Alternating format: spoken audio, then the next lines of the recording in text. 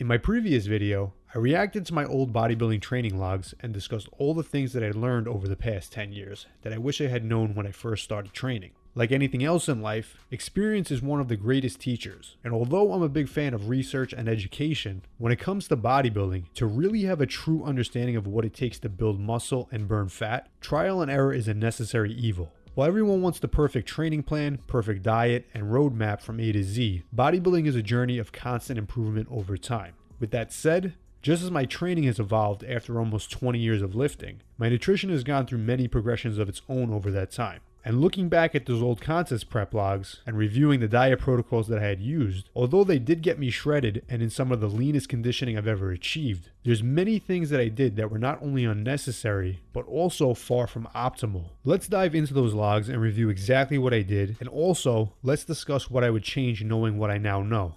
As you can see, similar to how I've always tracked training through sets, reps, weight, and other variables, nutrition was no different. Always tracking total calories, protein, carbs, and fats, as well as micronutrients, every aspect of training and nutrition is quantified. I've always been an analytical person. I need a reason for everything that I do, and when it comes to training and nutrition, I'm no different. While many bodybuilders feel this approach might be excessive, I've personally tried every diet plan and strategy under the sun over the years. From approaches like ketogenic diets, carb cycling, low fat, even really strict approaches like the old school steak and eggs diet. And obviously, I found that certain approaches work better than others. However, literally none of them work as well if you're not counting calories, protein, carbs, and fats. So I want to preface this by saying the number one piece of advice I'd leave regarding nutrition is always to track and measure. You're not going to accidentally get shredded or build muscle. It has to be a calculated, deliberate process. Now, looking back at the exact nutrition protocols I had in place when contest prepping, I'd set up calorie, protein, carb, and fat goals as a starting point. And as the contest prep progressed, calories were reduced and cardio was increased in response to body weight and body fat changes. To grow muscle in the off season was a different approach, which we'll talk about in another video. But for now, let's get started with these protein goals. Based on my body weight at around 180 pounds at the start of prep,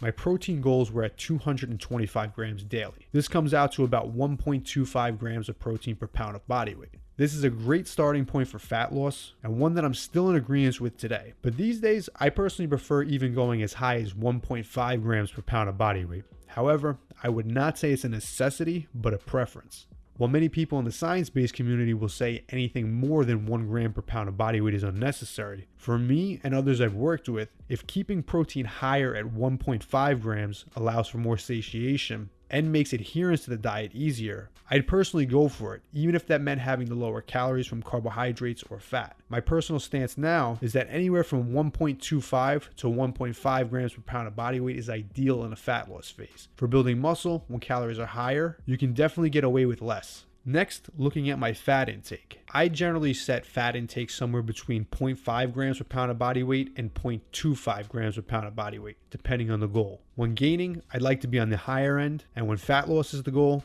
I'd slowly reduce my calories, bringing that fat intake down, but never going lower than 0.25 grams per pound of body weight. This is something I still think is a great approach today, as going too low will absolutely negatively impact your hormone levels. But my stance on fat intake has shifted a little bit over the years to being of less importance than many people give it. While I still agree that there needs to be a minimum fat intake that you should never dip below, my personal stance on it is that once you fulfill the minimum requirement for daily fat intake to ensure proper hormone production, adding in additional calories from fat does very little for bodybuilding purposes, and those calories could actually be more beneficial coming from carbohydrates and protein. Again, this is if we're talking about bodybuilding purposes, where the main goal is enhancing your physique. Always keep the goal in mind when trying to come up with the proper diet plan. The last macronutrient, carbohydrates, were always based on filling in the remainder of my calories. Starting the diet at around 250 grams on my low days, I'd also refeed on up to 400 grams twice per week. This was a practice that served me very well at the time. The thought process was that the 2 high carb refeed days served to increase the metabolism during prep and were especially important the deeper into a deficit you got. Now today, the idea of refeeds has become less of a necessity by bodybuilders, and many will argue for them or even against them. But after years of competing using them,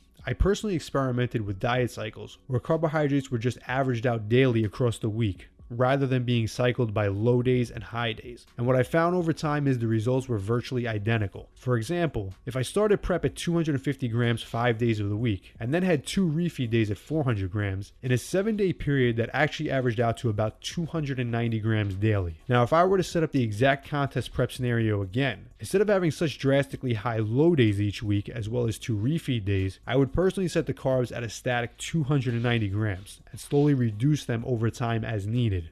Now, next come the topic of what many would call bro science. In addition to these macronutrient goals, specific requirements needed to be met, such as meals spaced out no more than 3 hours apart, 50% of total carb intake must be dedicated to pre and post workout, as well as keeping my highest carb meals low in fat, also capping total fat per meal. Meal frequency has always been a big topic in bodybuilding. The old school of thought was to keep the metabolism going, you needed to eat smaller meals every 2 to 3 hours. For years, I stuck with that dogma, and when I started experimenting outside those rules, I found that fat loss and muscle retention was identical, provided total calories and protein were the same. However, I still feel that protein servings should be spaced out evenly, as consuming a total of 200 grams of protein over 4 servings of 50 grams each day is absolutely more beneficial than 2 servings of 100 grams. My personal preference on meal timing is as long as protein is spaced out evenly in at least 4 servings per day, meal frequency is a personal preference. And I generally like to have 4 to 5 larger meals a day when dieting, because for me that's more satiating than 6 really small meals. So my takeaways from this and the recommendations I leave for you when it comes to nutrition for fat loss is, first off, a calorie deficit is mandatory for fat loss. If you're not sure of your maintenance calories, track your average intake for up to 3 days or even up to a week and get a rough average of the total calories. For fat loss, you need to be eating less or a combination of less food and more energy output. Provided that you're in a calorie deficit, a protein intake of 1 gram per pound of body weight is adequate for muscle retention.